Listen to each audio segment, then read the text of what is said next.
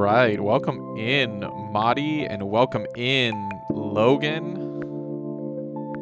Congratulations on first and second. How is everybody? Madi, welcome. It's been a long time. How are you? Logan, it's not been as long. How's everybody doing today? We're back with some more Jamuary. That's a first. I mean, technically you are right. It is a first.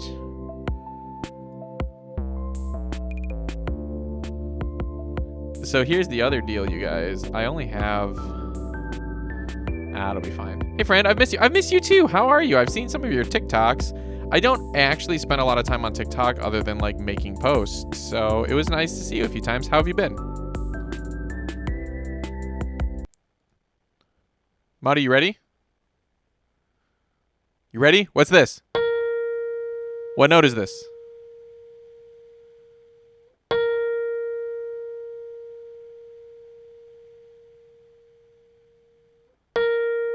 B flat. Beautiful. Beautiful. You guys, I know that, like, yeah, she still got it. She still got it. She is beauty. She is grace. She always gets the note right because, you know, that's how perfect pitch works. You always get it right. You know, Madi, I learned that you can lose perfect pitch as you get older. Your fave perfect pitch. Exactly. I've learned that. I didn't know. I thought once if you have perfect pitch, you have it forever. Apparently, like you can lose it like in your 40s or 50s. Yeah, that sounds really scary though. And like that was what I was watching, like these musicians who had perfect pitch and how they struggle when they're older as musicians because like they relied on it so much, right? That like when they lose it, it gets much harder for them to do music stuff as opposed to like musicians who don't have it. So we never get to rely on it. And like people are always like, what's the matter with you? Like, why are you having such a hard time? And it's because like apparently your perfect pitch just kind of gets not so good. That I didn't know that was possible. I'm bringing up like this thing that is eventually going to happen to Madi, which is very sad. But I didn't even know it was possible. Like that's crazy. That's scary. You know what, Madi? Here's the goal. Here's the goal. You just have to die at 40. You know, just die before it happens. It doesn't seem possible, but it is exactly right. It doesn't seem like it would happen, but apparently it can. That looks like about the right camera, right? Die before 40. Yeah, just die before 40. Got it. If you die before 40, I just want to say right now, I'm not taking responsibility for that. That was a joke. For legal reasons, that was a joke. We got the timestamp here. Yup, I said it. It was a joke. Yeah. I'm just going to say it one more time. It was a joke. It was a joke. I'm not going to be investigated. People are going to be like, she died suspiciously. It's that guy on Twitch. He said. So check this out, Madi. If I die before 40, it's on me. She said it. She said it right there in the VOD. If she dies before 40, it's on her. So when I turned 27, it was 2020. And one of the things I was talking about that morning on my birthday was I was like, you know, a lot of people that I know, very important, big things in their life happened when they turned 27. You know, my parents got married at 27. My wife had our son at 27. One of my other good friends became a Christian at 27. You know, lots of people married, babies, like these big life-changing things happened to them at 27. So I turned 27 and I was like, you know, I've already gotten married. You know, I'm already a Christian. I've already had a child at 27, before 27. And so I jokingly said, I was like, yeah, I don't know what could happen to me at 27. Maybe I'm going to die this year. And people did not think that was funny. I was at like a morning meeting with like 4 other people. Oh, people did not like that. I was like, yeah, I guess I'm going to die this year, you guys. That's like the only thing left. Yeah, people were like, how can you say that? And so I was the only person at the table laughing. Right? I'm laughing about it.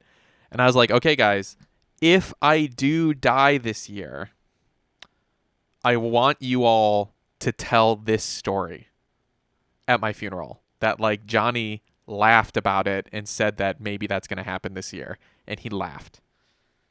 I got them all to agree to that. I did not die that year, but a big thing did happen for me in my life. Just at his funeral, yeah. A big thing did happen to me in my life, and that was that, yeah, Johnny called it. Yep. It's hard to be right, you know? Monty, it's hard. Just being like, Johnny said this would happen. He did it again. But a big thing did happen, and that was, so my birthday is in February, and the pandemic really started in Japan at the end of February. And then, of course, it was a global pandemic that changed all of our lives significantly, right? So something big did happen. I didn't die. There was just a global pandemic. And I'm not saying it's my fault. But I did turn 27. All of that to say I turned 27 in 2020.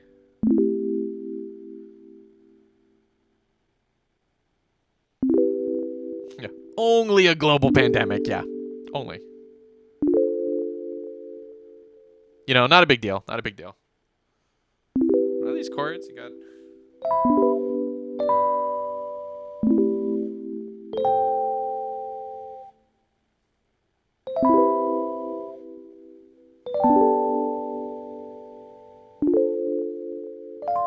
Oh, that's kind of pretty. 2020, you'll be turning 19. Congratulations. I was going to say no age talk, but we don't have that rule in this chat. We don't have rules here. You'll be 19. That's what's up. So did you graduate? Or are you graduating? What's up, Devins?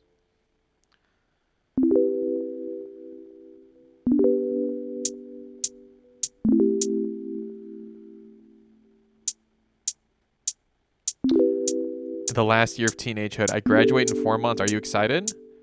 Thank you, Devins. I am doing well, and I hope you are doing well as well. Have a good lurk. Have a good bedtime. I will make something chill for you to sleep to.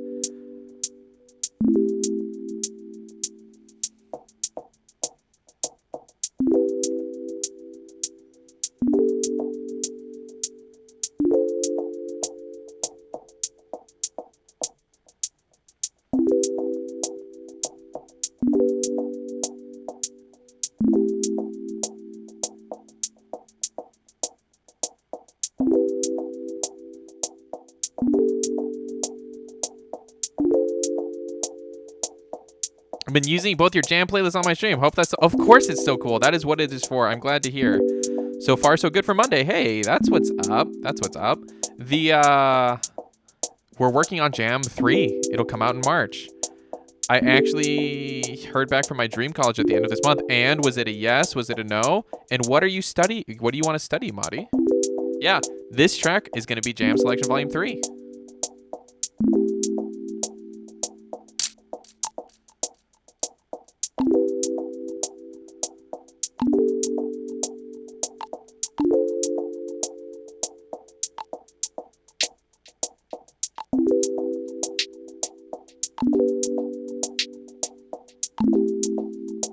This is very nice. I'll find out. I'll be majoring in music education. Education? You want to be a music teacher?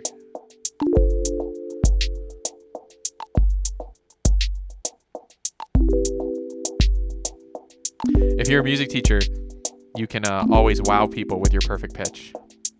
You're excited? I'm glad. I'm glad to hear you're doing well, Devins. Monty, Devins is actually a fantastic streamer who streams cooking. He makes beautiful looking food that looks delicious. I wish I could eat it.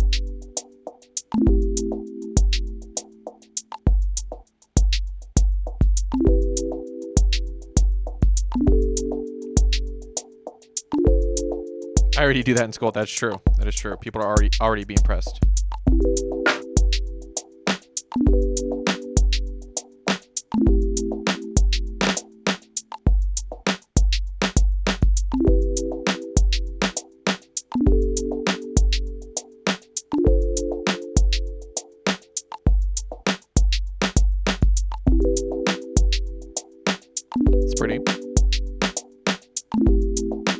Kind of building this track before we start playing the video. Ooh, you're making ramen. Let's go. You know, I live in the land of ramen. Of course you know that.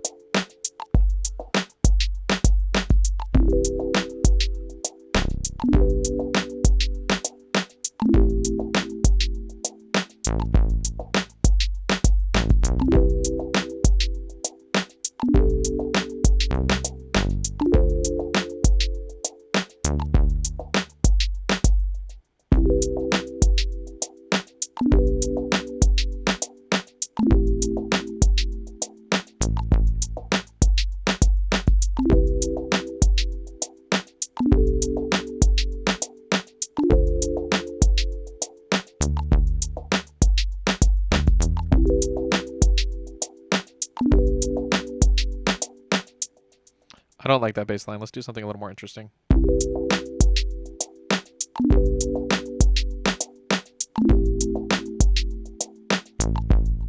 You know what? Why don't we just do...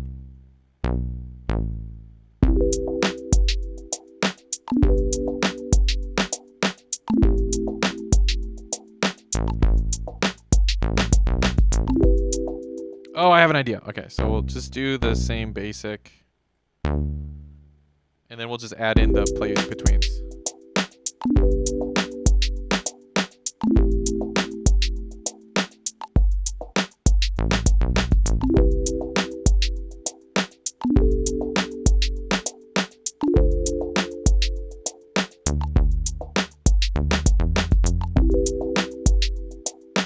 Yours will be as good as you can make in Wisconsin. That's what's up, though. I mean, hey, that's cool. Tutor AP Music Theory for Kids. I teach elementary. Wow, you do a lot, Madi. Ooh, I got in 5 on my AP Music Theory test, and even my teacher said, ooh. So yeah, it was sort of a given that I wanted to be a music teacher. I mean, that's awesome. I do not like teaching music, so I salute you. We need music teachers out there. I wouldn't be anywhere without my music teacher.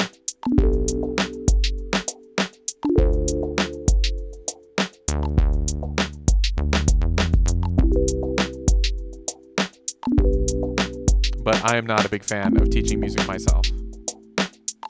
All right, let's go ahead and bring Justin in. I'll give you one guess as to what state this is for. Here's a hint. It's not New Hampshire. It's finally time for the great state of Alaska, which in 1962 designated the Sitka spruce, scientific name Picea sitchensis, as its official state tree. It's a large evergreen conifer growing up to well over 300 feet tall with a trunk diameter that can exceed 16 feet, making it by far the largest species of spruce and the third tallest conifer of any kind after coast redwood and Douglas fir. The Sitka spruce's native range covers the southern coast of Alaska into the Panhandle, down the western Canadian coast, and into Washington, Oregon, and Northern California. It's a species closely associated with Ooh, I want to get a Dr. Kentucky. That's what's up. Sitka spruce forests receiving between 80 to 200 inches of rain every year. They provide critical habitat for all sorts of wildlife, including Sitka deer, which require old-growth Sitka spruce forests for winter habitat, as the tree's foliage holds up enough snow to allow understory browsing and easier migration.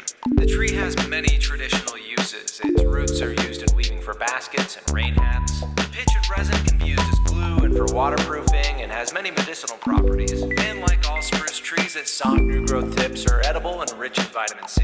Its wood is light and relatively strong, and is used in all sorts of general construction applications, but also its high strength-to-weight ratio and knot-free rings give it excellent acoustic properties. So it's often used to make sounding boards in guitars, violins, pianos, and other musical instruments. And I found myself feeling pretty grateful that Alaska picked such a wonderful state tree with a light and easy to work with wood, because making this thing was quite the journey. But we did it. Alaska is done and looking impressive. Let's compare it to the rest of the country, since the single most common question I've been asked is whether I'm going to make Alaska to scale, and wow, it's just wild how big the state is. As for the other most common question I've been asked, Alaska's going to go right here, because, I don't know, where else are we going to put it? And you know what? I think it looks great. Cool. Tell me your favorite spruce tree, and let me know what state you hope to see next. Been looking forward to talking about this tree for a while. Up next is the great state of New Hampshire, which designated the white birch, scientific name Betula papyrifera, as its official state tree. In In 1947, the New Hampshire Federation of Garden Clubs campaigned for it to be the state tree, calling it the Queen of the Woods, and the choice proved immensely popular, sailing through the state Senate and House with no opposition at all. Also often called the paper birch, it's a charismatic medium-sized tree, typically growing around 60 feet tall and up to 130 feet, with a trunk diameter of 30 inches. It's a shorter-lived species that doesn't do too well with heat and humidity, living only about 30 years in the warmer regions of its range and up to 100 years where it's colder.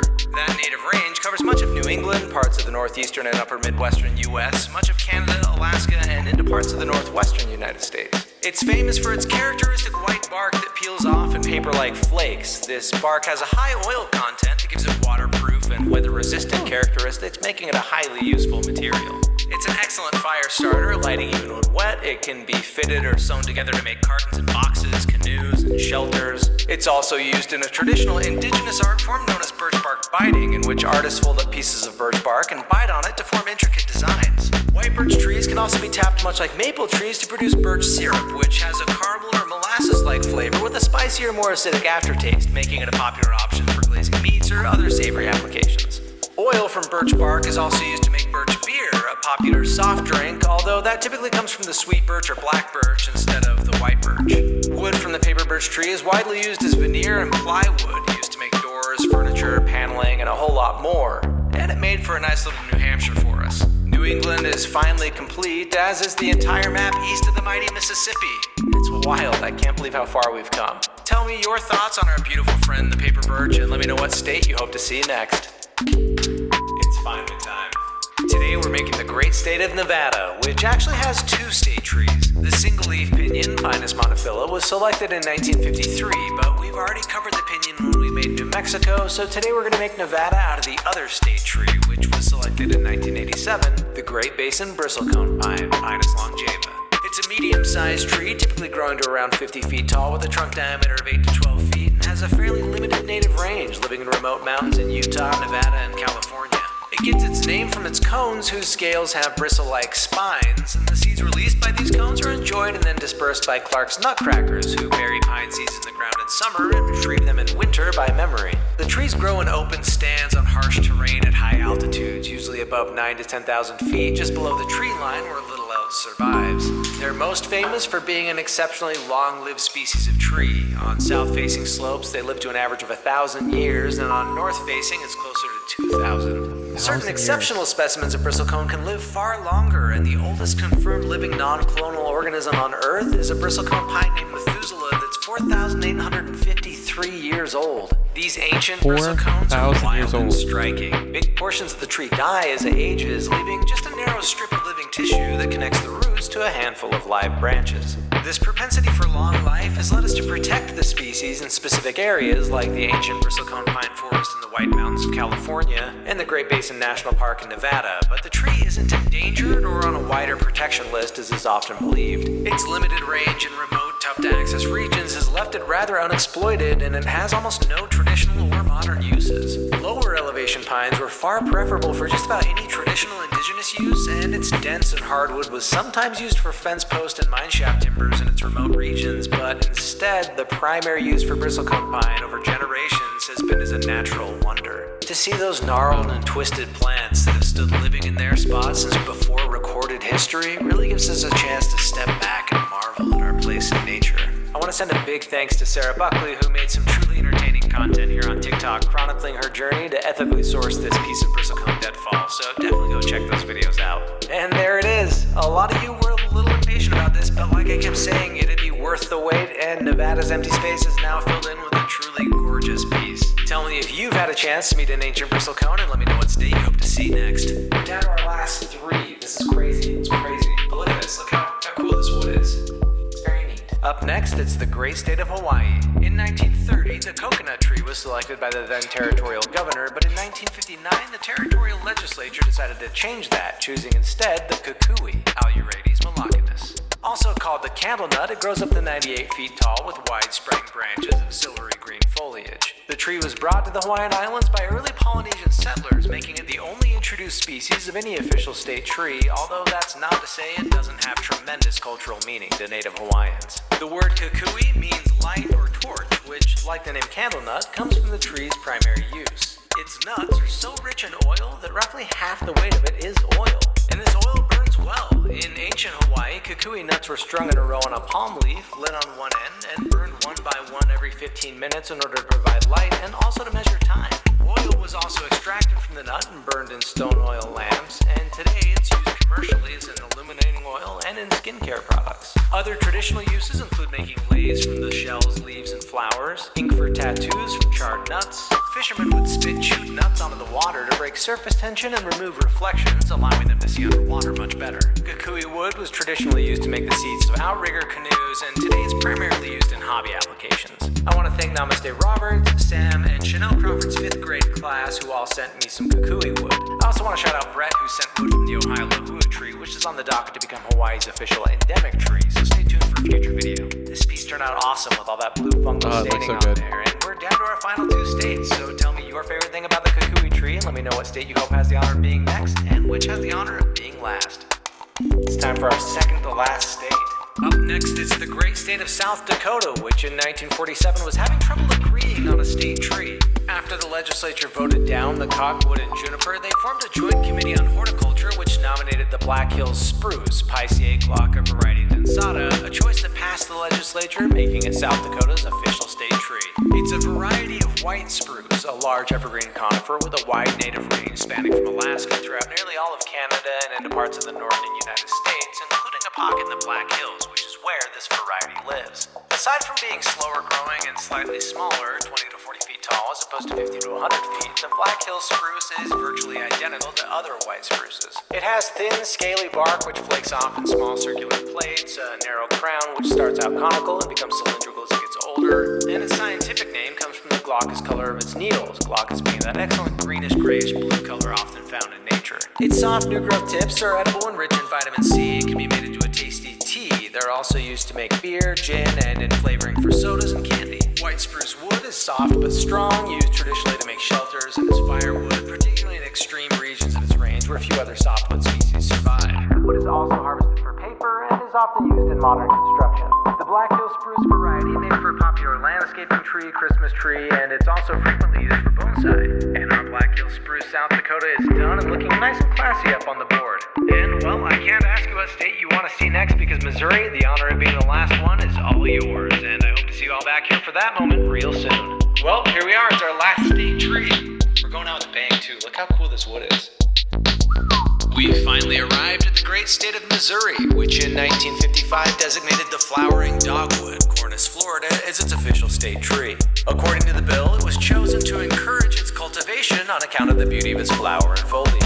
A small tree that grows up to about 33 feet high with a trunk diameter of up to 12 inches, it's so popular that it's also Virginia's state tree and the state flower of both Virginia and North Carolina. The most attention-grabbing part of the tree's flowers are actually 4 large modified leaves called bracts, surrounding a cluster of about 20 tiny yellow flowers. After erupting into a bright floral show in the spring, the tree grows small clusters of inedible crimson drupes which ripen in late summer and early fall. Traditional indigenous uses include using the bark and roots to treat malaria, making red inks and dyes. The bark was also once used to treat dogs with mange, a popular theory as to where the tree got its name.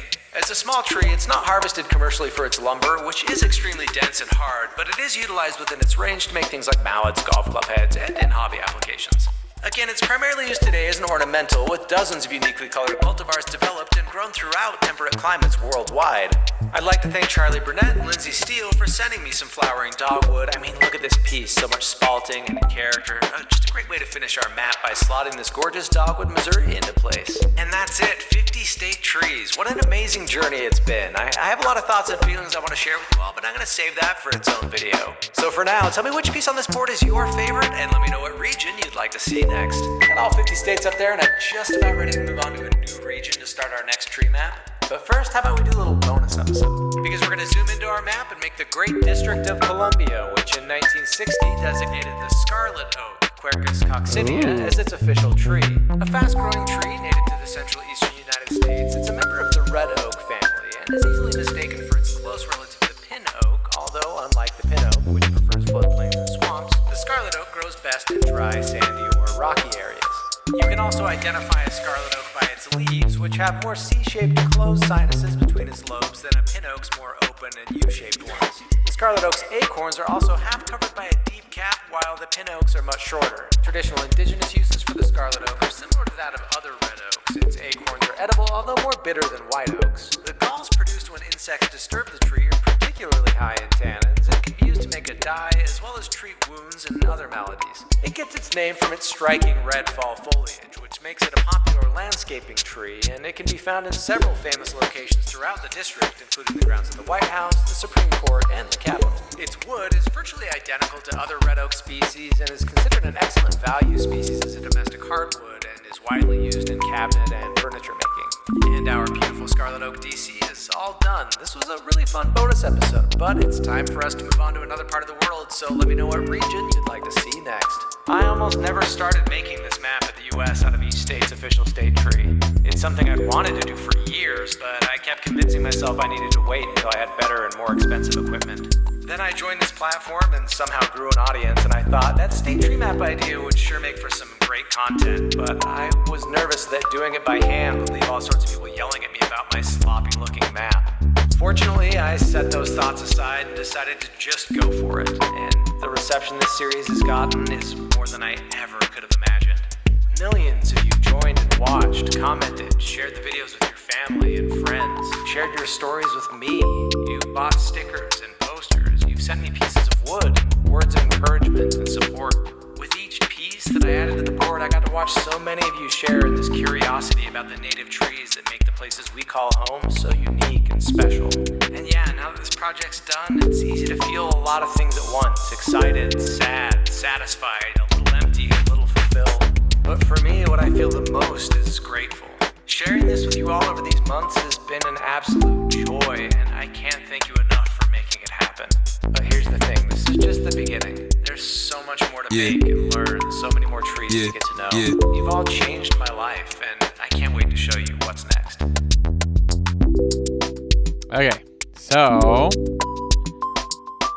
he has these longer YouTube videos for each one with like a native tree from each state, which is great, but they do have music, I feel like. Because I was going to do that today and that didn't work out. But Hi everyone, back again. he has another great one where it's Great Britain and Ireland made out of their native trees. So let's check that out. 10 more minutes. Oh, snap. Welcome, Raiders.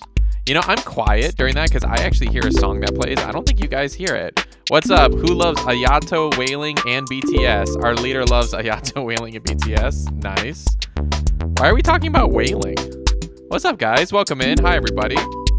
How was your stream?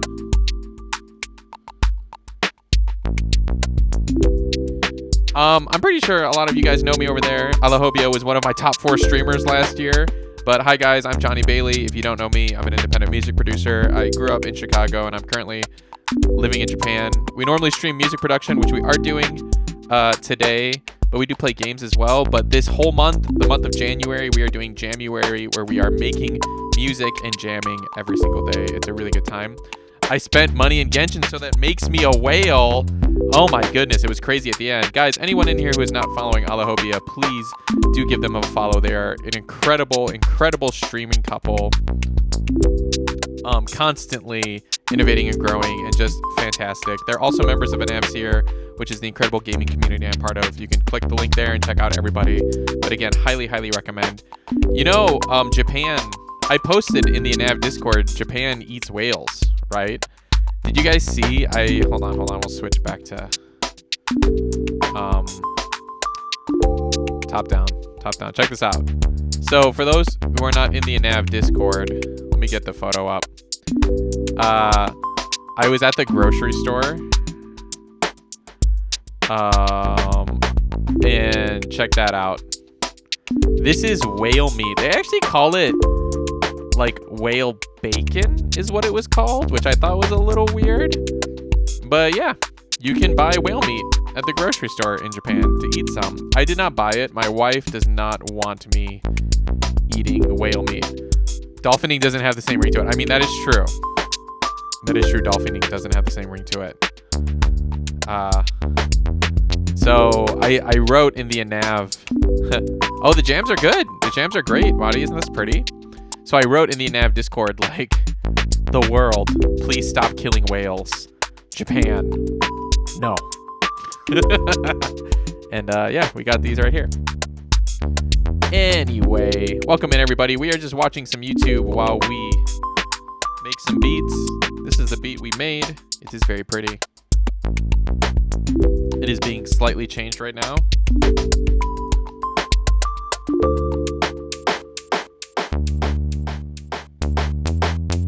This is what it sounds like unchanged. Very simple, very pretty. I like it.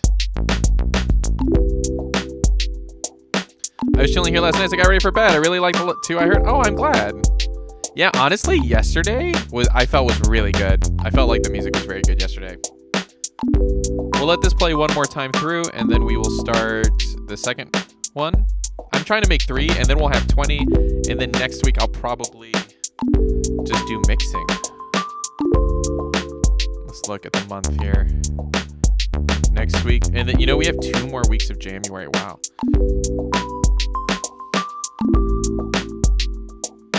Well, I definitely let it play more than once. Okay, so that was this one, and this one sounds nice. We'll keep it. This one.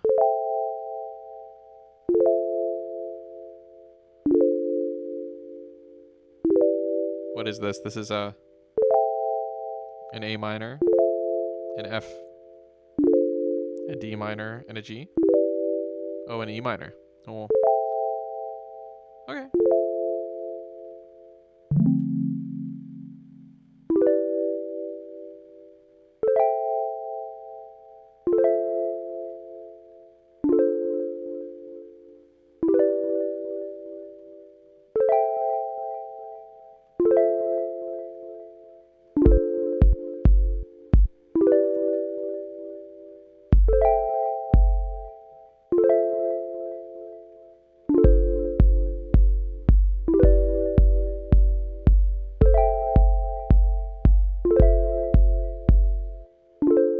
I don't know about that.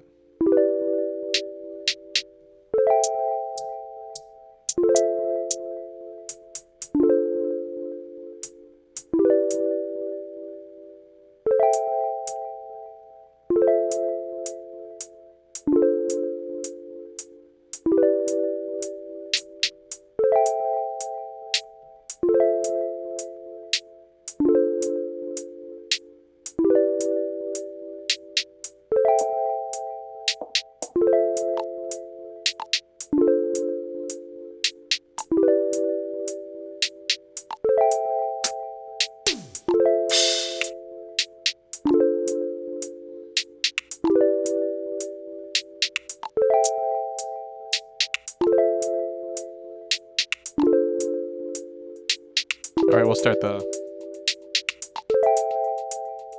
audio. Hi everyone, back again with another tree map compilation for you. This time it's a map of Great Britain and Ireland made out of interesting trees from that region. Unlike the state tree map, I did not restrict myself to official national trees because that felt way less interesting to me. We would have ended up with a map that's almost entirely oak, and I wanted to have some more diversity. This is more of like a mini-series we ran over TikTok over the summer. It was a ton of fun, some really cool facts, some awesome trees, and I think the final map turned out amazing, so enjoy. First up, it's the lovely land of Scotland, which we're going to make out of the Scots pine, Pinus sylvestris. A compelling conifer that typically grows 120 feet high and up to 150 feet. One of my favorite features of this tree is the flaky orange-red bark found on its newer growth sections. With a native range spanning much of the Eurasian continent, it's the only pine native to northern Europe, where it's mainly found on poorer sandy soils, rocky areas, and peat bogs, as it's usually outcompeted on fertile sites. The Scots pine was once found across the British Isles, but it now occurs naturally only in Scotland, and during the medieval period, a great pine forest stretched across the Scottish Highlands. Around the 17th century, as forests were cleared for shipbuilding and making charcoal, and by the late 1900s, a mere sliver of the original forest remained, though reforestation efforts have picked up over the past few decades. In the pre-industrial age, the tree was primarily used to make tar and has also been used as a source of rosin and turpentine. Its wood is primarily used in construction and also down a make little pulp bit. and paper. It's also long been a popular landscaping tree throughout the world and was one of the first trees introduced to North America in about 1600. And it was one of the most popular Christmas tree species from the 1950s through the 80s. The Scots pine is so significant to Scotland that in 2014 it actually became its national tree. But we're not necessarily going to go with only official national trees this series. So while we admire our Scots pine in Scotland, tell me which part of the Isles we should make next and which tree we should use. You know what that sound means? It's time for a brand new piece on our brand new map. Up next, it's the lovely Republic of Ireland. And before we get into the tree, I want to thank everyone who commented and DM'd with their perspective and suggestions on whether or not to separate Northern Ireland. It's a sensitive subject and one that I have to acknowledge I have no lived experience about. So even though with these maps I'm just going to be following borders as they're printed on maps, know that I do hear and appreciate you. So now on to the tree. We're going to make this out of a piece of European ash, Fraxinus excelsior. A captivating tree in every sense. The ash grows from about 60 to as much as 140 feet tall with a trunk diameter of 6.5 to up to 11 feet. It has a tall, narrow crown, thick fissured gray bark, and pinnately compound leaves that are often the last to open in the spring and the first to fall in autumn. Its native range spans much of Europe, including all of Ireland and the UK, where it grows on a wide range of soil types, but most prefers limestone. The ash has many deep historical and modern cultural ties with Ireland. Of the 5 sacred guardian trees of Ireland in Celtic mythology, 3 of them were ash trees. And together with the oak and hawthorn, the ash made up a magical trilogy of trees in Irish folklore. Some of its many traditional uses include pickling and eating its edible samaras. Its astringent leaves and sap are used in some herbal remedies, but by far its most useful quality has been its wood. It has some of the highest flexibility and shock resistance of any species, making it one of the ideal woods for tool handles, especially hammers and axes. And it's the only wood used to make hurleys or hurls, the sticks used in Ireland's national sport of hurling. Ash timber is so deeply connected to the game of hurling that it's often referred to as the Clash of the Ash. And it's not just a super useful wood, but a clean and gorgeous one at that. I mean, just look at that grain and warm color. Our ash wood Republic of Ireland looks excellent up on the board. Let me know your favorite thing about the ash tree and tell me which part of the British and Irish Isles we should make next and which tree we should use. Check it out. It's a nice big piece. Up next, it's the lovely land of England, which we're going to make out of a piece of English oak, Quercus robur. Also called the common oak, pedunculate oak, and European oak, it's a member of the white oak family with a broad native range that spans much of Europe. A classically impressive tree in just about every sense, they can grow to be quite large with exceptionally thick trunks and wide-spreading crowns. They're long-lived, especially when carefully pruned, with some specimens reaching well over 1,000 years. A couple famous English oak trees include the royal oak, which then future King Charles II used to hide from pursuers during the English Civil War. Its descendant stands on the site of the original tree, and fun fact, the royal oak is the 3rd most popular pub name in all of Britain. There we go. More famous What's is the up, major oak, Sweeney? Good to see you. 1,000-year-old tree located in Sherwood Forest, which according to English folklore is the tree that was home to Robin Hood and his merry men. English oak acorns were a crucial food source prior to the domestication of wheat, and galls found on the tree's leaves were once an important source of ink. The tree's wood is exceptionally hard and strong, and it was famously used to build the warships in the English Navy. It's also used to make wine and whiskey barrels, furniture, cabinetry, and more. The English oak is England's national tree, and its close relative, the sessile oak, is also the official tree of Ireland, Wales, and Northern Ireland, making the oak one of the most culturally significant trees in the region. I'd like to thank Paul Vivante for sending me this gorgeous piece of English oak. It looks nice and classy up on our board, and we're already closing in on the back half of this mini-series, so tell me which piece How you we doing, should make Weenie? next and which tree we should use. For our next piece on the map, we got this adorable tiny little piece of wood here. Look at it. Up next, it's the lovely Isle of Man, which we're going to make out of a piece of rowan, Sorbus acuparia. It grows between 5 to 15 meters or 15 to 50 feet tall, with a slender trunk, smooth bark, and pinnate leaves that resemble that of the ash tree, which is how this tree got nicknamed the mountain ash, despite being completely unrelated. It's most widely recognized by its fruit, which it carries in ample supply just about every year. These fruits are small round pomes that start out green and turn orange or scarlet as they ripen from August to October. It's a hardy species that does well in a variety of locations and is found throughout the UK and Ireland and is common on the Isle of Man. It's also a tree with deep connections to folklore and mythology. In Manx tradition, a cross kern is a small trinket made out of rowan twigs and wool and is used to protect your home from evil spirits, particularly on May Day Eve. The rowan is associated with protection and warding off evil spirits and witches across many traditions, due in part perhaps to the tiny 5-pointed star found on the end of each of its berries, as the pentagram is an ancient protective symbol. Its bark can be used to dye wool brown or red, and its wood is strong and carves well and can be used to make walking sticks, tool handles, and in body applications. Rowan fruit is bitter and astringent, but they can be de-bittered through drying, freezing, or cooking, and can be used source for fruit in harsh mountain climates, which is Oh, very nice. I'm excited to hear that. cultivars that might produce Guys, crops. Weenie is going to do a remix of one of my songs. Served our little Isle of Man quite well here. It looks charming up on the board. Tell me if you've ever tasted anything made out of rowan fruit, and let me know what piece we should make next.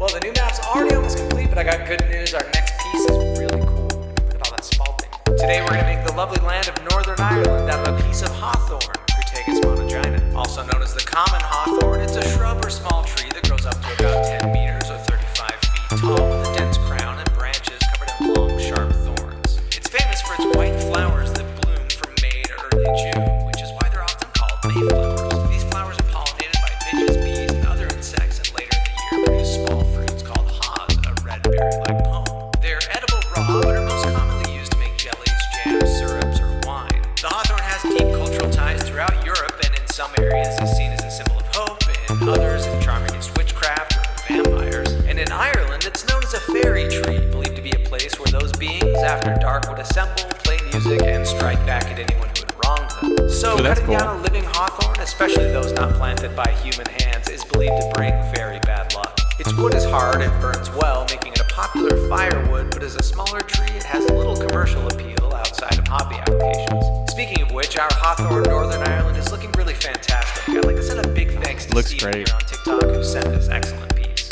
It looks great up on the board, combining well with its Gaelic sibling, the ash tree. We've only got one piece left, so let me know if you've ever eaten any haws and tell me what tree we should use for whales. This is a really cool piece of wood. Time to finish up the British and Irish Isles map with the lovely land of Wales, which I'm going to make out of a piece of European yew, Taxus piccata, a small to medium-sized evergreen native to many parts of Europe where it grows naturally on steep limestone slopes. The yew is famously extremely poisonous. If its leaves or seeds are ingested, it can cause respiratory failure and circulatory collapse, and a lethal dose for an adult is said to consist of only about 50 needles. Now, the red flesh that covers the seed, called the aril, is edible, but you're really going to want to proceed with a lot of caution. Their twisting trunks and striking features have made the yew a popular ornamental tree, and they're often found in and associated with churchyards and cemeteries, where some of the largest and oldest trees in northwestern Europe are found, including, and forgive me in advance for butchering this, Wales's own Llangernew yew, which is found in a churchyard in Llangernew village, where it's claimed to be around 4,000 to 5,000 years old. Oh my Although goodness. this is disputed, as the heartwood of a yew tree often decays as it ages, making it impossible to determine exactly how old they are. Where the yew is most associated with Wales, though, is the longbow. Yew is among the hardest of all softwood species, with a Janka hardness rating exceeding that of even denser hardwoods like the white oak, and it's remarkably flexible for how hard it is. The Welsh used those properties to build powerful longbows, and their archers were feared on battlefields for centuries. Yew wood is also just straight up pretty. I'm absolutely loving how this piece turned out. A big thanks to Henry at Blockworks UK for sending this piece my way. looks And with awesome. that, our map of the British and Irish Isles is complete, and I really love how it came together. I sincerely appreciate all of you who watched this series, and of course now it's time to make a tree map of a new region, so comment, let me know which one you'd like to see. Again, if you're enjoying these compilations, please go check out my in-progress US tree map that I'm making for YouTube. It's 50 totally different trees, none of which were on this old US map. It's a ton of fun. In addition to just making the pieces and telling tree facts, I'm also making other cool stuff. His other series, again, about tree stuff, like the new tree map he's doing for YouTube, is fantastic, you guys. Again, if you're interested, if you like these videos, his YouTube channel is called Just in the Trees.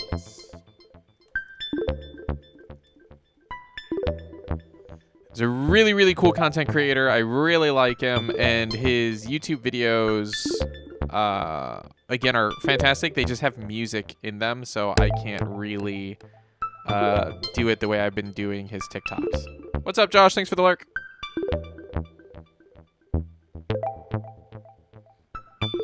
Can't keep making him the way I make it the TikToks, sadly.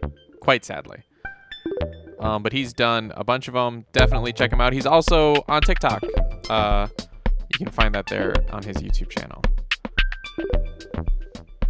Oh yeah, like, it's super cool stuff just about trees. You know, he even did some Canada ones. I think those are on his TikTok. They're pretty cool. He's a very interesting creator for sure.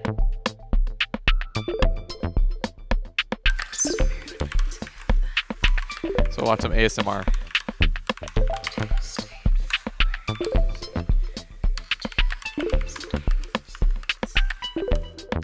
Honestly, maybe not. Yeah, we'll do it. We'll do it. Hi, you're the new hire, right? Perfect. It's so great to finally meet you. My name's Erin. What's yours? Beautiful name. We're so happy to have you. Business has been really taking off lately. We've been a bit swamped, so very excited to have the help. I think you'll really love it here. Even though we've been busy, it's a very relaxing, positive environment that I think you'll enjoy. I'm like nodding my head as if I'm like in this Next conversation. client is going to be here. Let's see. Any minute now. So basically today is going to be a shadowing day. All I'd like you to do is just follow me around, watch what I do. If it would be helpful for you, you can take notes, but don't feel like you have to. Just watching and learning is more than enough.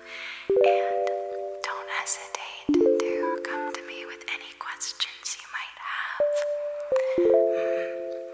Yeah, so I'm sure you're already very familiar with what we do here, but just to give you a little summary, basically we serve creatures of all shapes and sizes.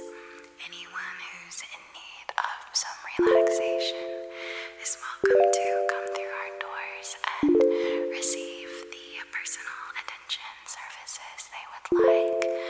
We do head massages, back massages, fur trimming.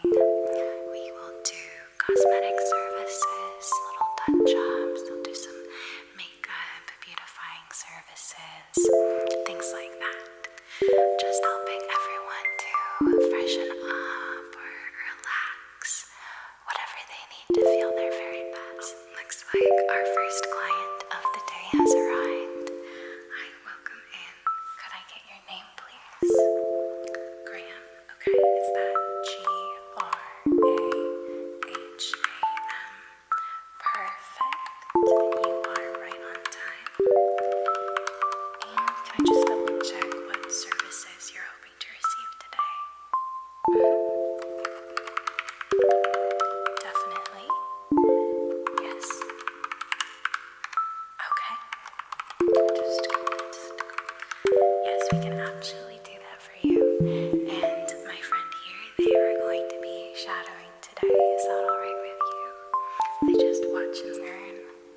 Perfect. Thank you so much. Right, I'm just going to finish getting you checked in here, and we can get started. Is that all right? If Played every 2 times. What's up, Gwen? Nice to see you. Okay, perfect. How are you? Just gonna scoot you forward here. Turn you a bit to the side. Okay, so we're going to start with your head massage. So I'm going to start. We're gonna come back to that. Gentle pressure to the side of your face. I'm good. I'm good too. Up to the ear, massaging your right ear. Is that a good amount of pressure for you? Okay, good. I'm smoothing down your fur, over the temple, over the cheek, rubbing my thumb in these small circular motions. I'm gonna turn you around to work on the back of the head, like this, I'm good. Long time no see. like this. Very good. Slow down. I like. Yeah, thank you. A friend of mine made this for me. And then small Isn't it pretty? circles, small circles. It's actually made of wood. She burned this. And I'm going to Design start in. to use my nails a little bit here. How does that feel? Just a gentle scratch, scratch, scratch, scratch, scratch, scratch. Do you prefer the nails or the fingertips? Just the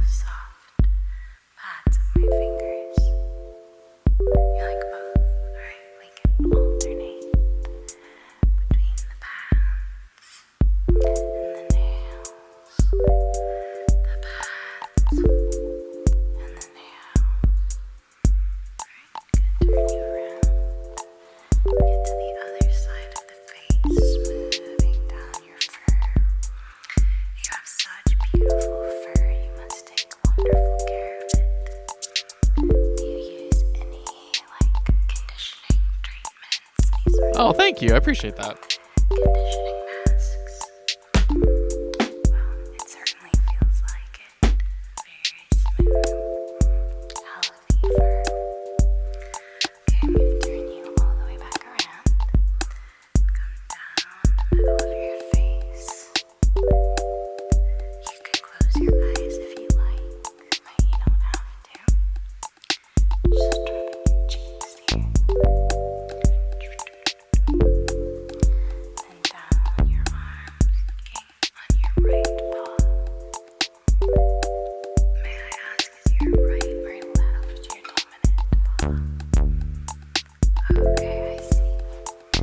Yeah, I can feel a bit of extra tension here. The right arm, so I'm going to be working those muscles there. Very good. Until I feel that tension starting to release. Good. Move over to the left.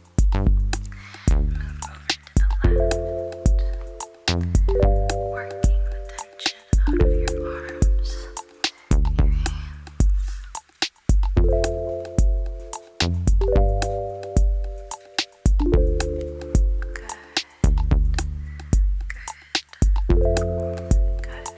I'm going to do a gentle pitter, pitter, pitter, patter,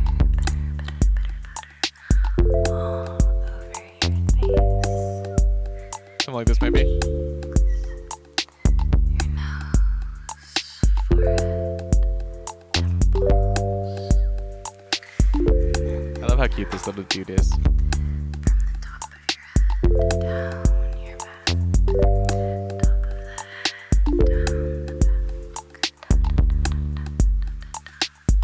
moving into the back massage, down. Cut the release a little bit. We have not used an arpeggiator at all this stream, which is quite different than yesterday. I can feel you're holding a lot of tightness here in the shoulder blades. You tend to get a lot of headaches. Okay. I'm really focusing here on the neck and shoulders. Working out these knots I'm feeling here. Foams to really get deep into that tissue. Very good. Down the spine. Down the spine. And then on either side of the spine, like that. I like this too. Good. How does that feel? Alright, perfect.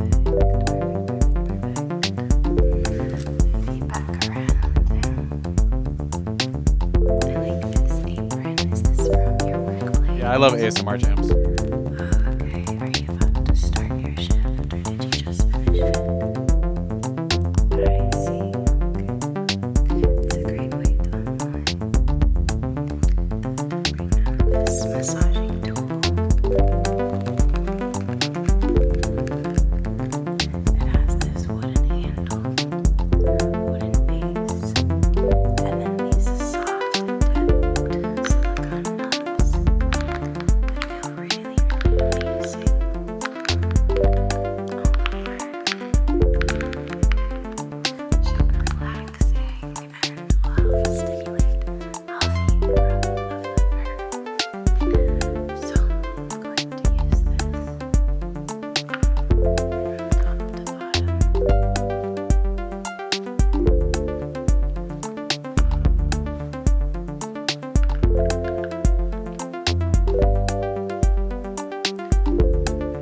Using these little circular motions over your ear. Good. Let's hear how this sounds.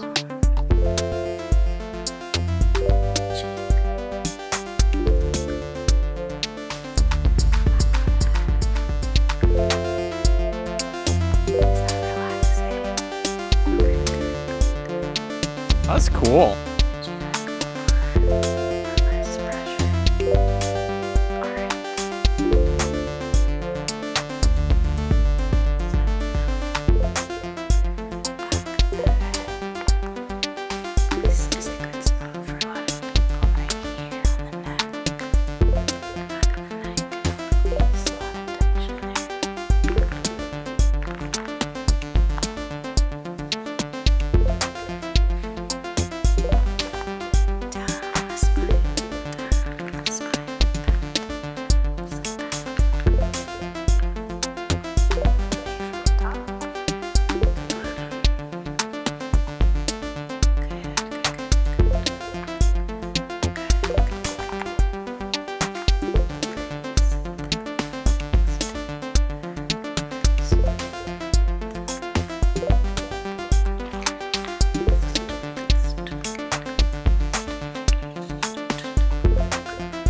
Don't mind me texting.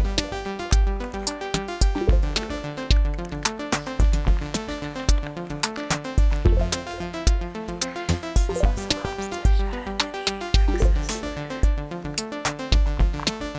Excellent tool for massaging and for cleansing these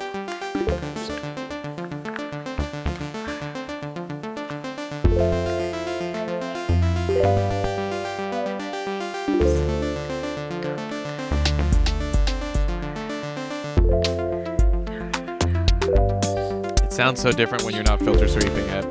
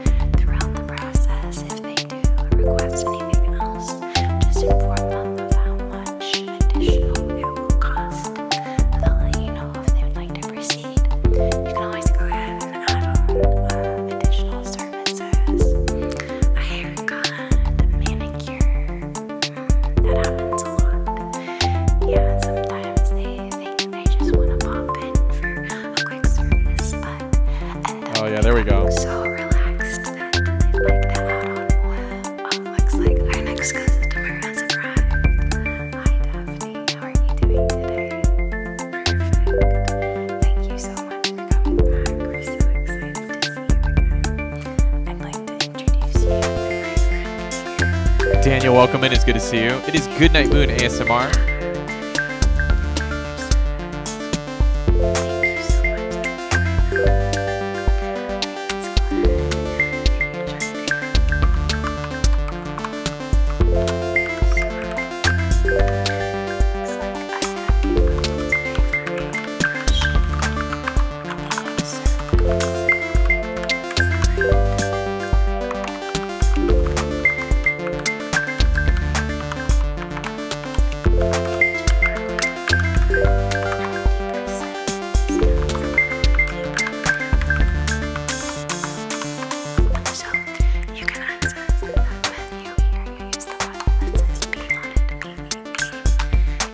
She's my favorite ASMR artist. I actually got to meet her at TwitchCon. She didn't go to TwitchCon, but I got to, when I was in San Diego, we got to meet, which was really, really cool.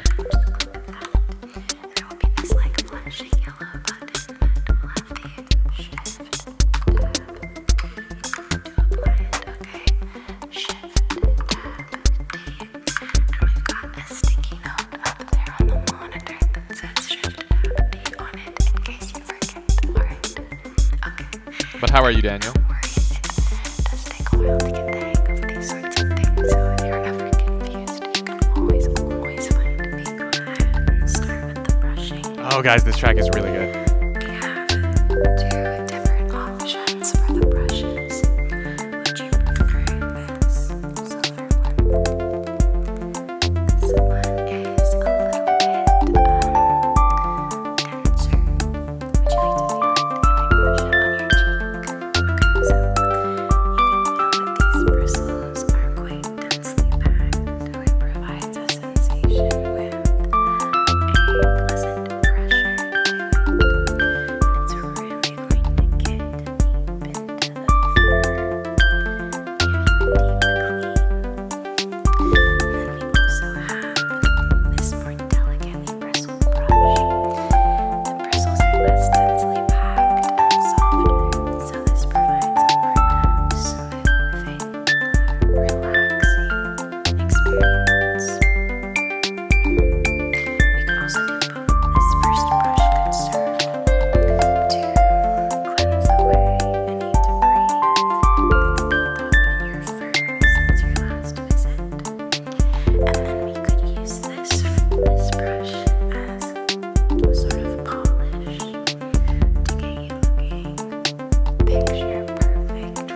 well up, just relaxing tonight. I'm hoping to find proper motivation to play a game or watch a show or a movie from my backlog. I totally feel that. Bro, I still haven't watched Matrix Revelations, the newest Matrix movie. It's on my backlog.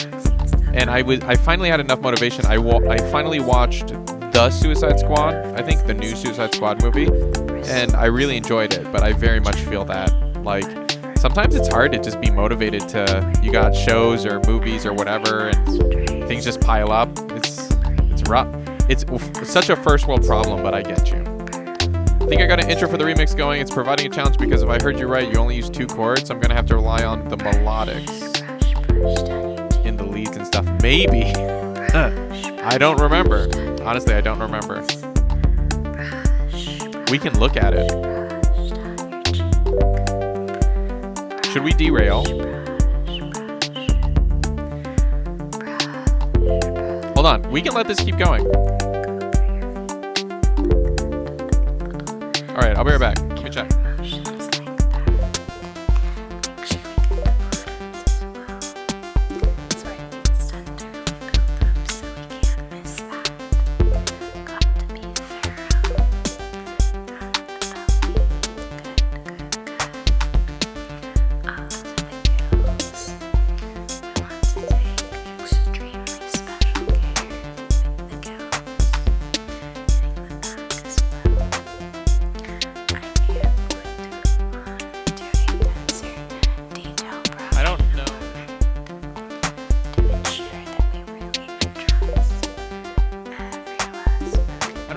I still have the project file. We'll see.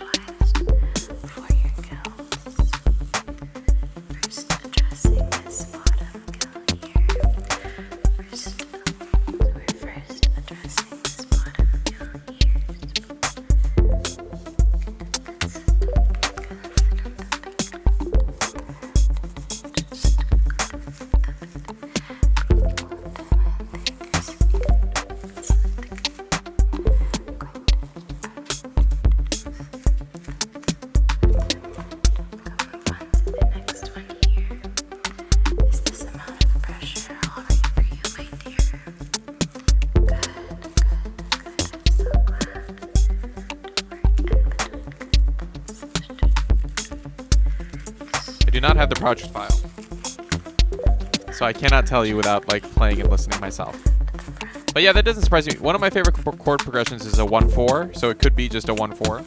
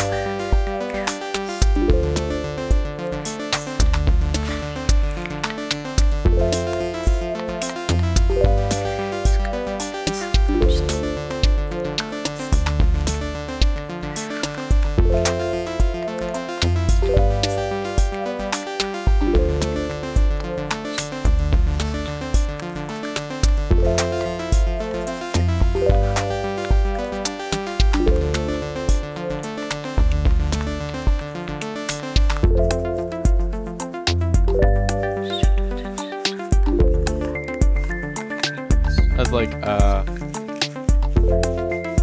we missing something? We are. It sent over a short, the intro with a bit extra. Oh, nice.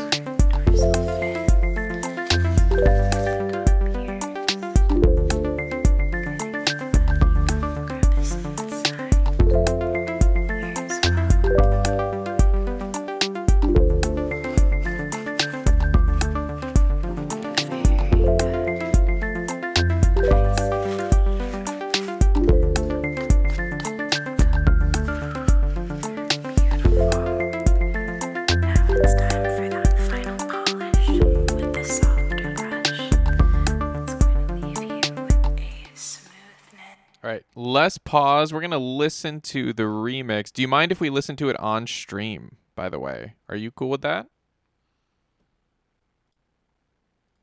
I mean, I probably should have asked before I stopped everything to be like, all right, guys. Okay, thank you. You don't mind at all. Awesome. We are going to listen to the remix that Weenie is doing of Restoration, which for those who don't know is one of my tracks that came out last year. Ooh.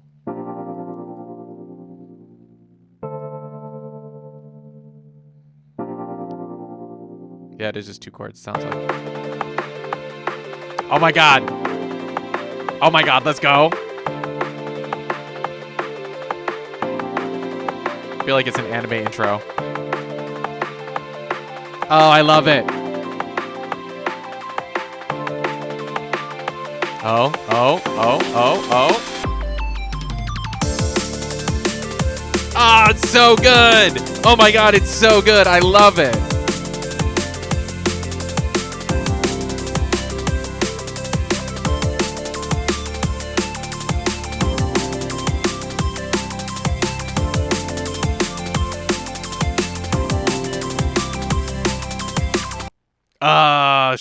Wow. I like it, right?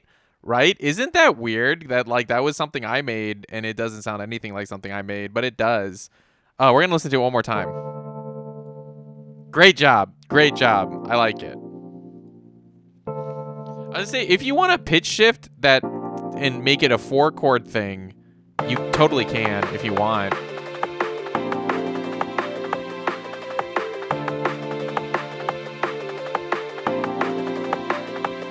Oh, man. I just love drum and bass so much. I love it so much.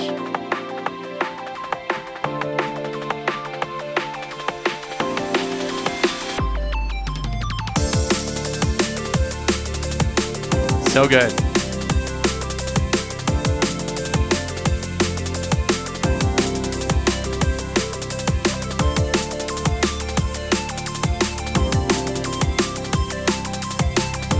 I love it.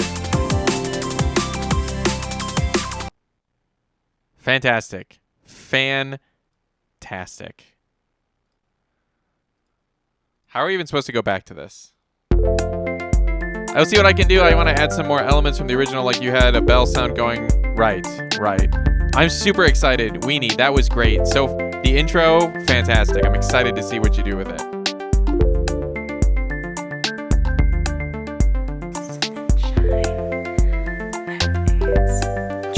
Wow.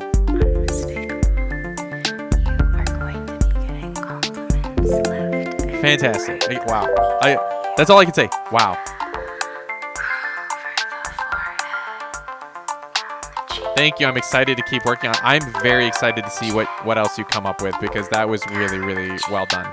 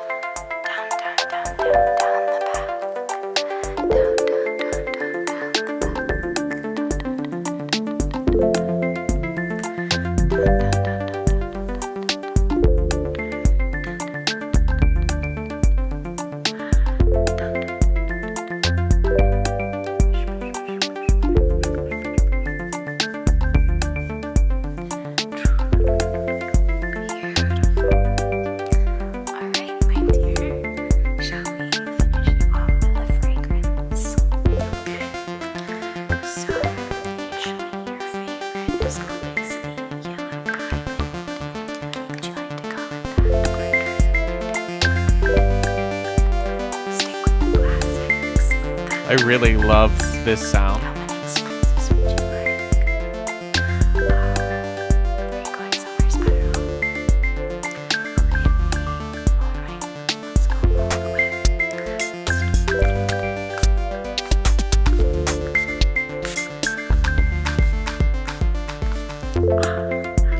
It's gonna be hard to transition from that back. I don't think we will.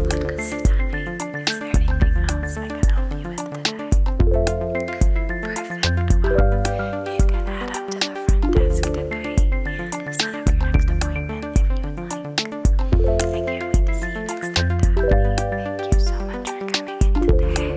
Bye bye. video is super cute. I'll have to watch this more sometime.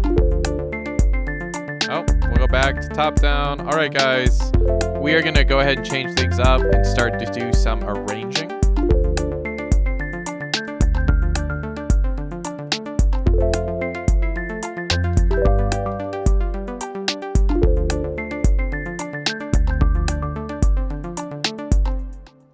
So today we made this.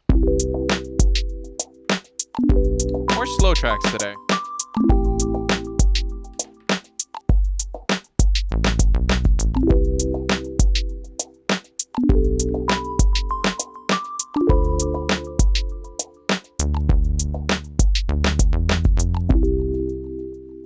And this one. Oh, this one's not slow.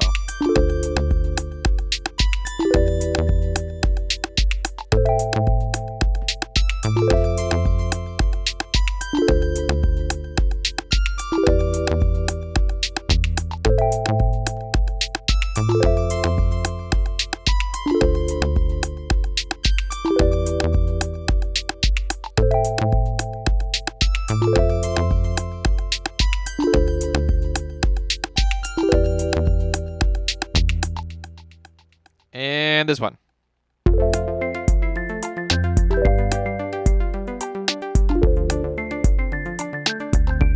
And we have our 20 tracks for Jamuary, or Jam Selection Volume 3.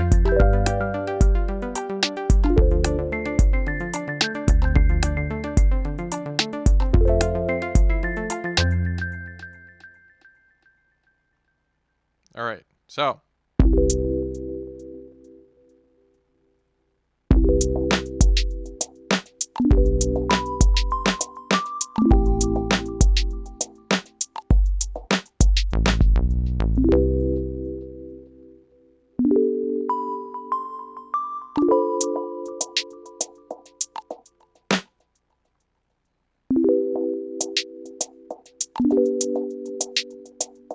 Yeah, already volume 3, right? Exactly, Logan. Logan, how are you?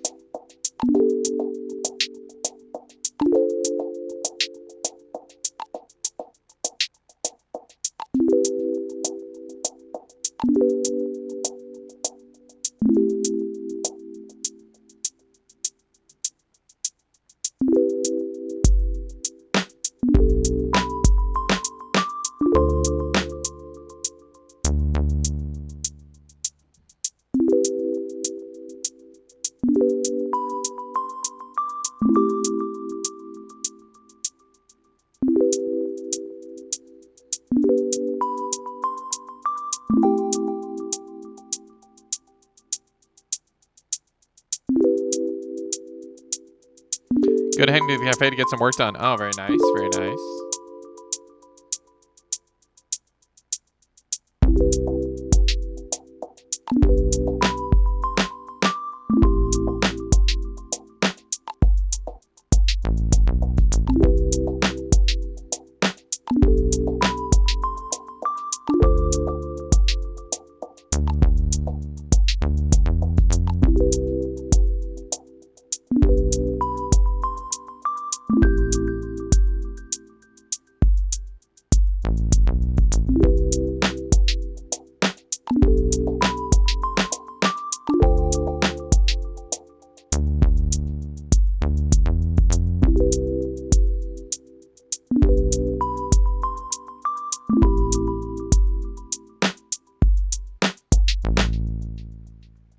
So our intro will be something like this.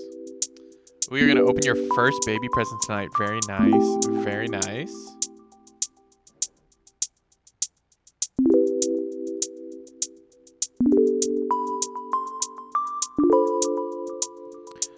Who's it from, if you don't mind me asking? Or is it just going to be random?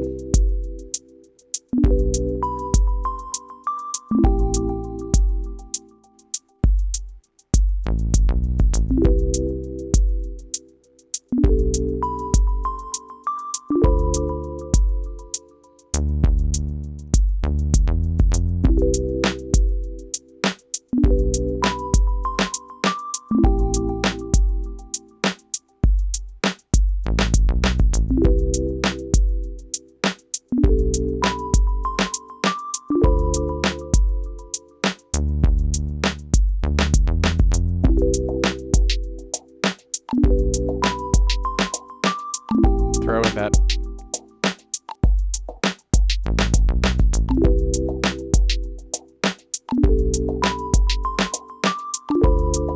My aunt and uncle, who are basically my grandparents. Oh, they made something that's nice.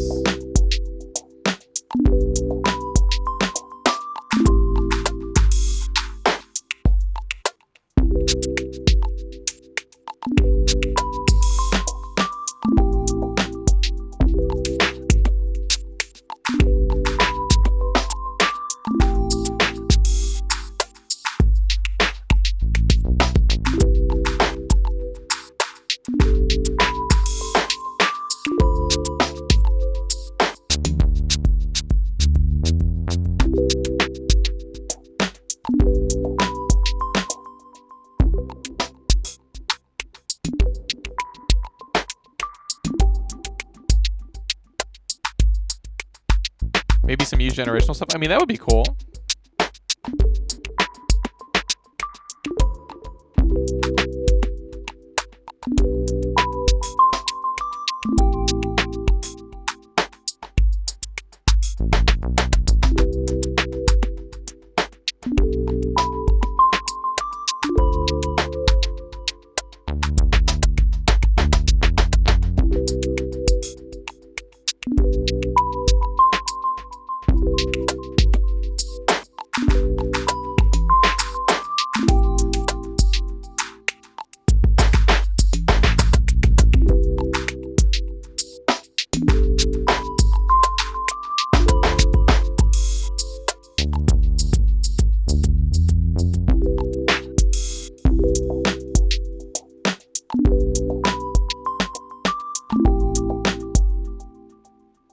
All right, so maybe this? Oh, snap. Shattered Rift coming in with that raid.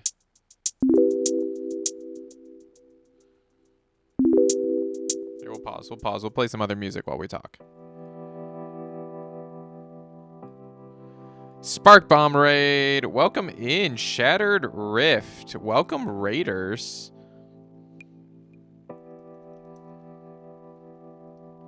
Mika, good to see you. How are you? Welcome in, Spark Bomb community. Fantastic to see you guys. Welcome on in, raiders. Yep, exactly. Welcome, raiders. Hey, guys. For those of you who don't know, the Spark Bomb community is a fantastic community headed up by Shattered Rift in here. Fantastic human being, fantastic streamer. One of Anav's early friends. They influenced us quite a bit as we brought the community over to Twitch. We love them very much. Welcome in. I believe Shattered Rift may have been the first person to raid me, just period. You know, like, they definitely have done a lot for our community. Welcome in, guys. So everyone do check out Shattered Rift, a fantastic streamer, the best dressed man on Twitch. How was your stream? How you doing? So we can find out more stuff about delivery day. Like, we're going to be able to move, more or less plan out the delivery. Oh, that's very nice.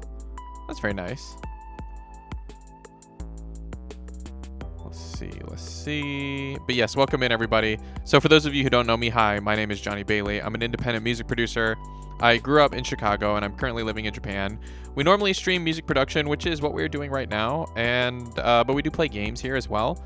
Though this month is Jamuary, which is like Inktober, but for musicians. So every stream is a music stream where we jam out and have a good time. We were working on some jams earlier, and we are now kind of in the arrangement phase where we're turning some of these jams into tracks. So actually, one of them is done, I think, and we were about to give it a listen right when you guys came in. Stream was good, chilled for a bit, got scared a little with a horror game, but I'm crashing hard. No worries, have a good one, Rift. Again, guys, do check out Shattered Rift. Fantastic human being, fantastic friend here on Twitch. Thank you so much for that raid. This is the track that we worked on earlier in the stream and is kind of in song form now. Went from a 4-bar loop to a song. This is not mixed, and these are not the final effects. This is just kind of the bones.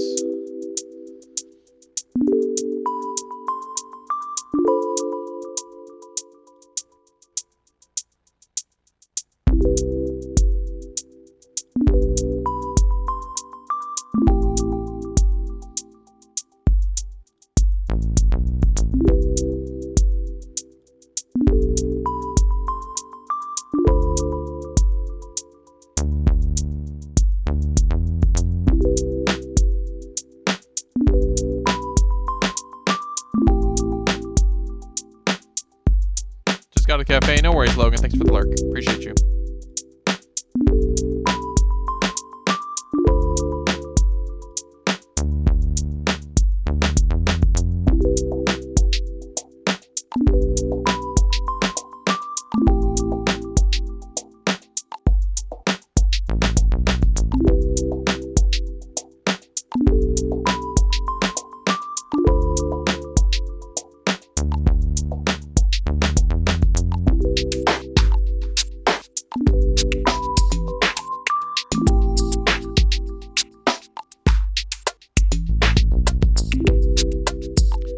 One of the chill tracks on Jam 3.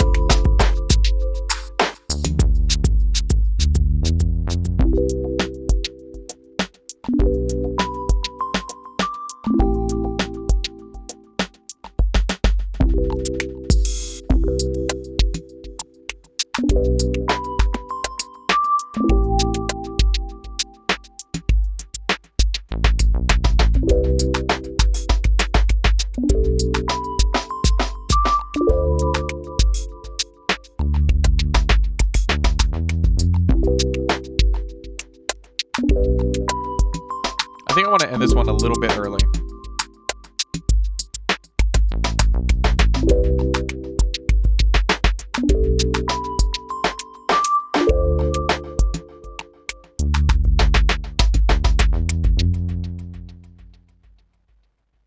So we'll dump these two. We'll just make this one a six bars. So we will quick make sure there's no effects. I like to export them dry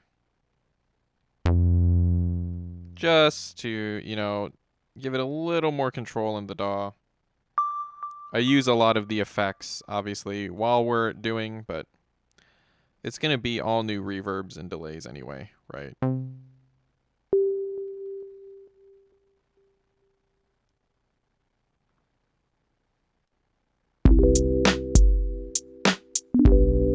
Sounds so different, though. Okay, this one's done. What about number 5? Hey, Gail. Good evening. How are you?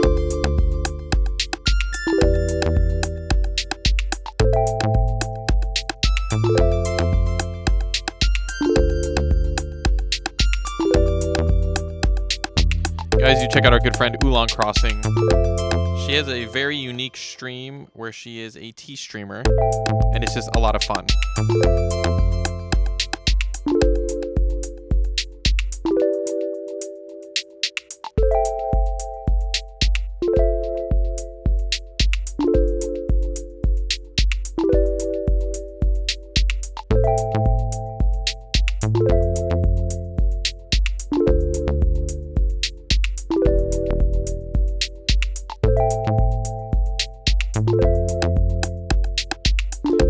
Mellow evening. It's a holiday in the US. Is it? What holiday is it?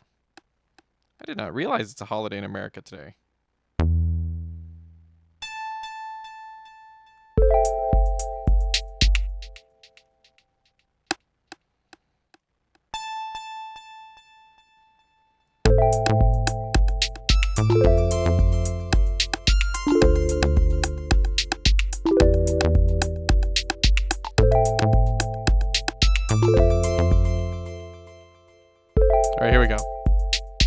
Martin Luther King Jr. Day. It is a holiday. That is a holiday I'm aware of. They did have that holiday back when I lived in America. That sounds very nice.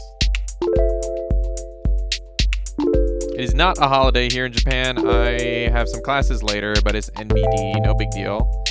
I've had a fantastic day.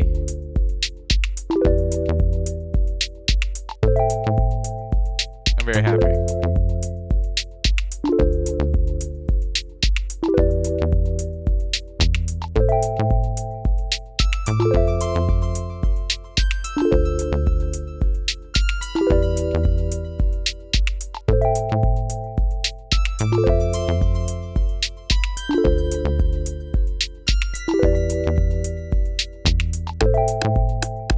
Oh yeah.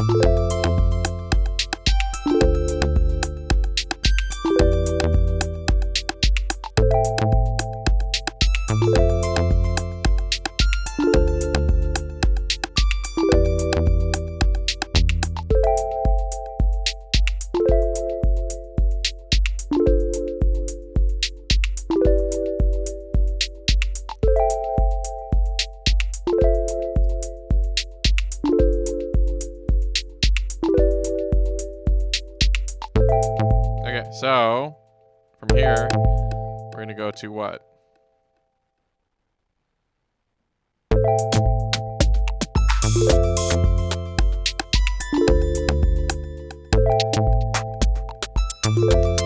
Oh, I go back to work tomorrow after a week off. I'm trying not to dread it. Yeah, I feel that. I feel that.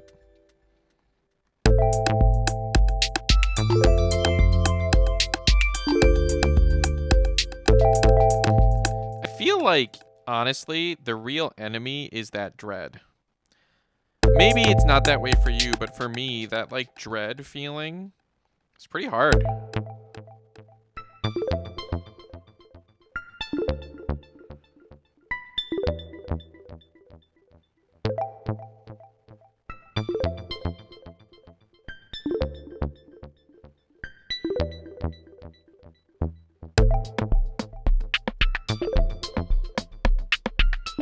Yeah, that dread is like worse than usually the thing. For me, in my experience anyway.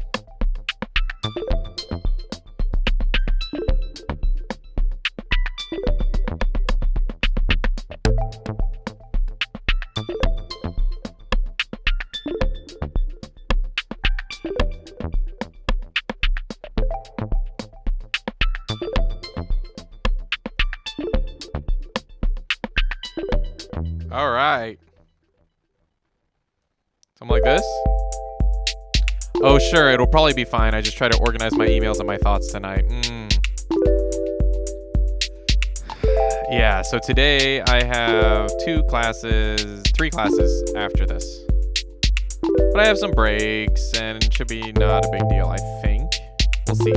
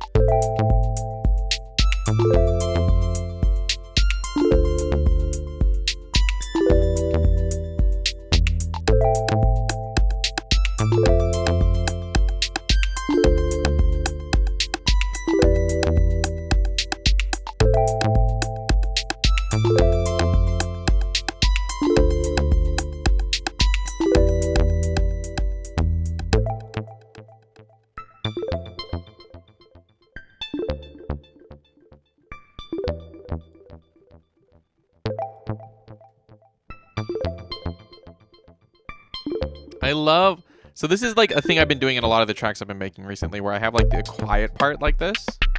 I love it.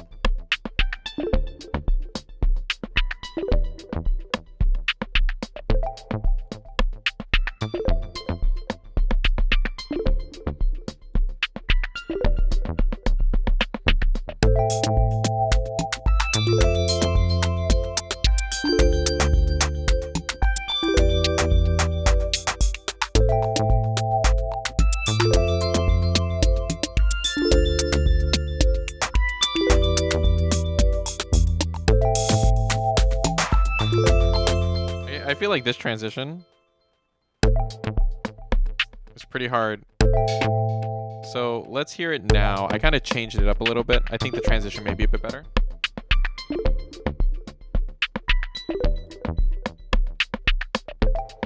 I feel like I say I love everything, but I do. Oh, thank you. I appreciate it. But yeah, these quiet parts, I've been doing this recently in tracks, like probably in the last like 3 or 4 months.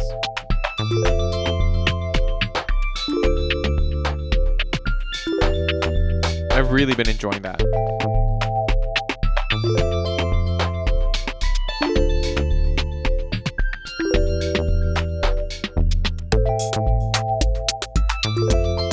Okay, that's not so bad.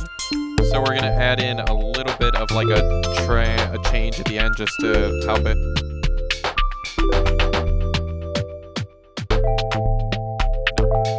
We'll restart that. Hold on.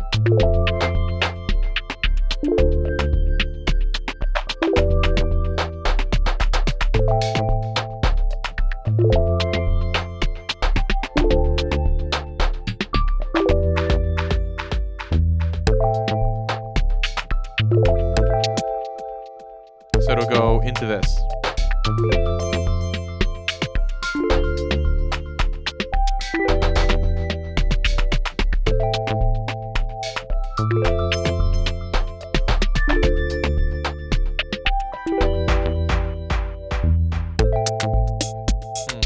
It works.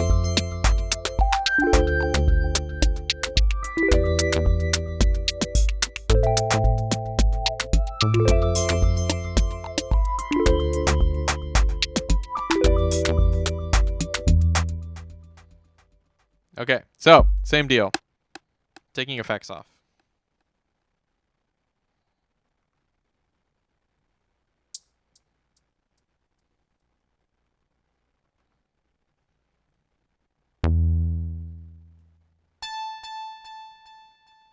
Oh, this is going to sound so good when we saturate it.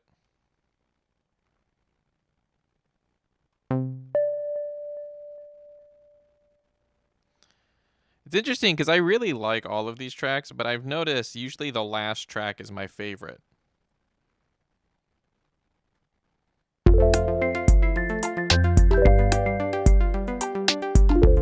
This is my favorite track that we did today.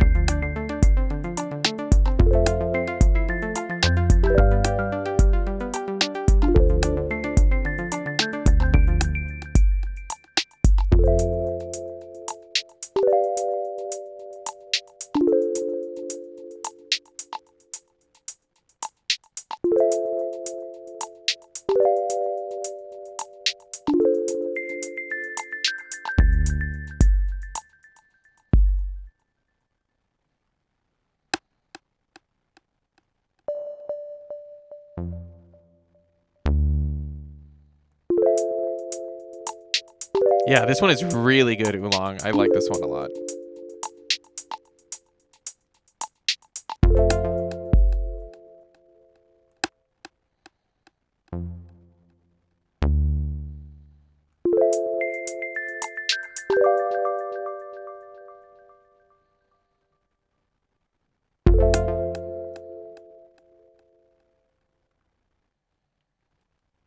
Honestly, we should probably do this. We should just double it because it just feels right doubled.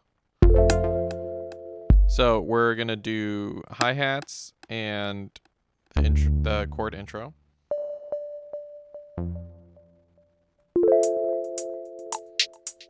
Then we're going to bring in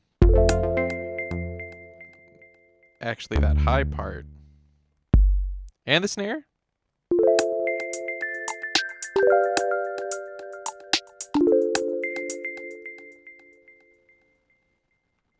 Bass and drums. And then that.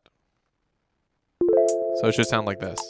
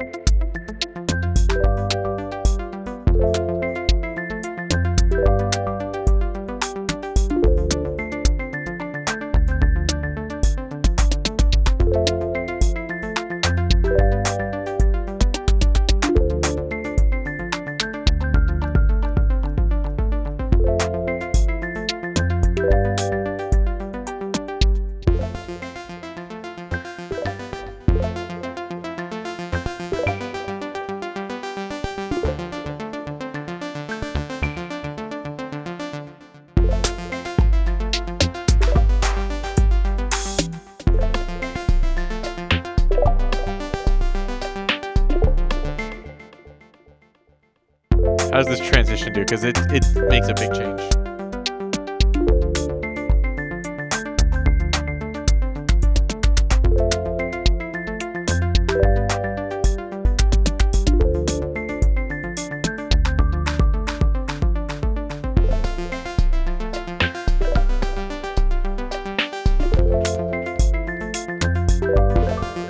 I actually like this.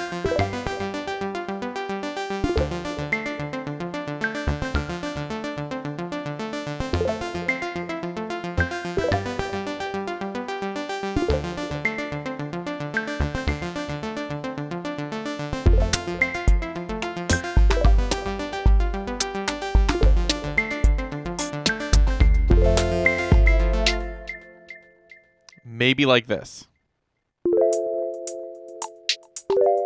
So this would be the whole thing.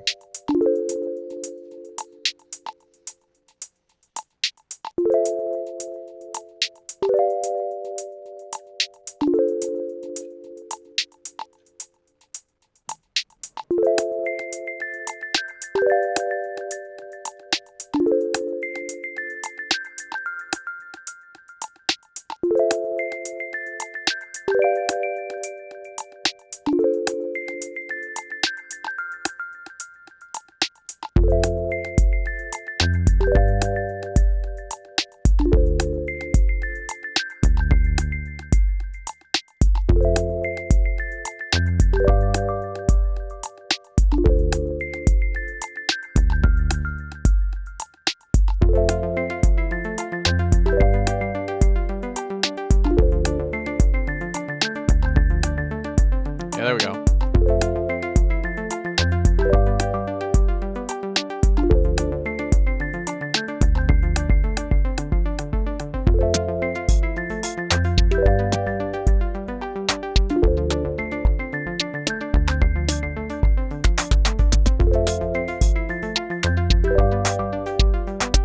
I know, it's such a vibe, right? And then it'll change here. A little sharper. No drums.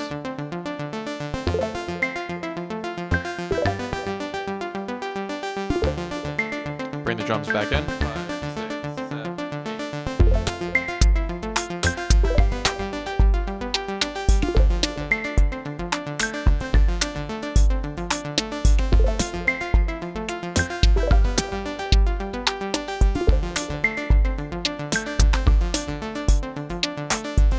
Oh.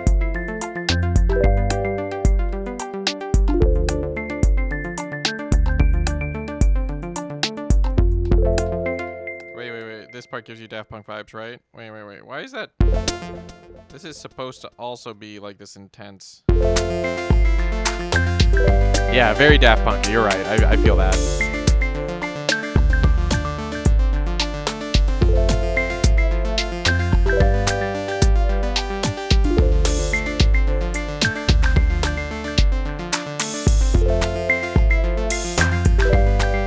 Wait. Let's hear it all together.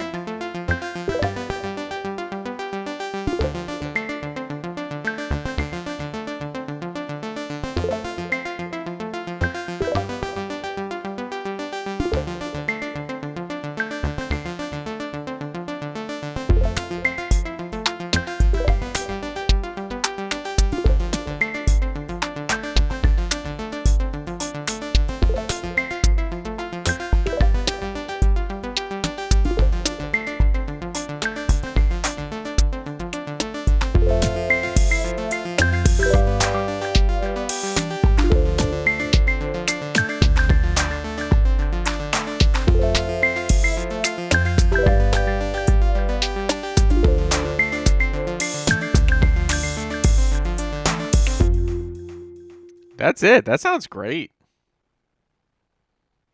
So, let's go ahead and get those effects off.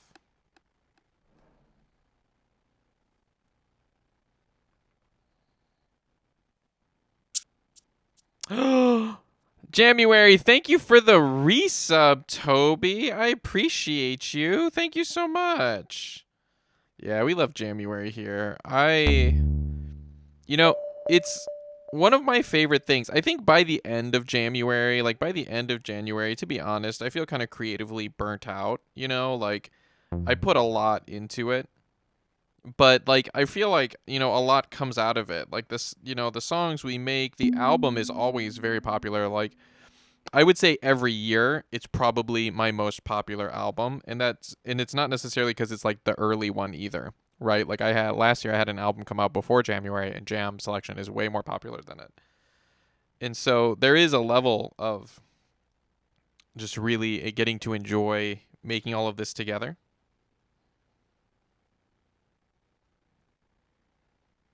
Yeah. All right. And it's done. So these are the last 3 tracks that we'll get to do for Jam Selection Volume 3.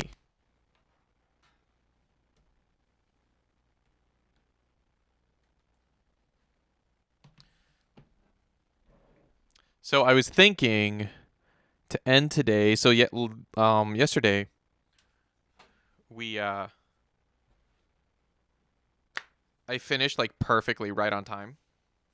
It's kind of cool. Today we don't have that, so I thought we would end with some piano time. So do 10 minutes.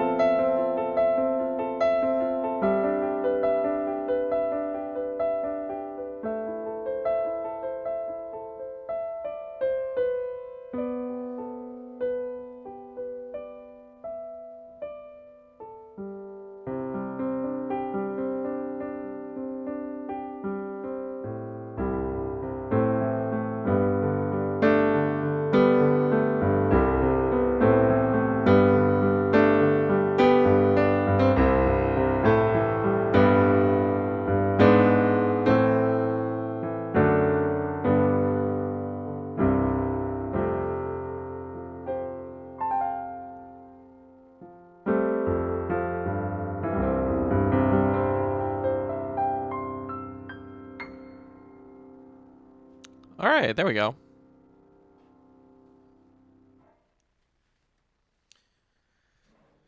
Thank you guys so much for hanging out with me today as I did some music. Thank you all for the support. Thank you for the for Breeze. Good to see you. Thanks for that hydrate. Thank you for the raids. Alahobia, Shattered Rift. Thank you guys. Thank you for the resub and just hanging out. This will be the last stream this week. Weenie, thank you so much. Thank you for working on one of my tracks. I really appreciate it. This is the last stream this week. I will see you guys next week with more. Jamuary probably will be mixing. Let's look here. We've got an album that came out. You guys probably already know about that. I have an EP coming out on the 1st. You can pre-save it there. There's a link in the chat. I'd appreciate it if you took the time. Feel free to check out my socials. I post there every day if you want to see me off stream. Remember to check out the Anav card. We have a link to our Discord there as well if you want to hang out and chat. Thank you, Oolong. Thank you. And all you too. Have a good week, you guys. Thank you so much for hanging out. I love you guys. And yeah, have a good week. I'll see y'all next week. Wait.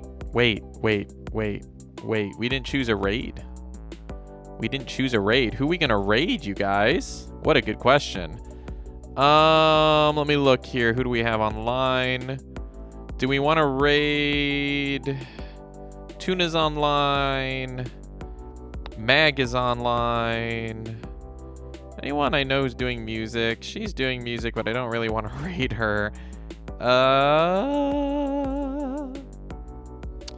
We raided her yesterday, so let's go ahead and raid Mag.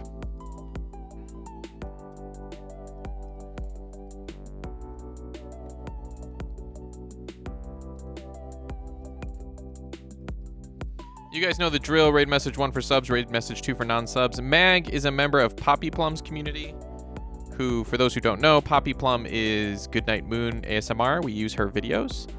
She also streams, and I met Mag there. Mag is a streamer and playing, looks like The Last of Us Part 2, so probably a pretty intense game, and it looks pretty intense right now. It looks like it's all in black and white, which is pretty interesting. But I've never gotten a chance to raid Mag, so let's go over there and show some support. And yeah, I love you guys. See you next week.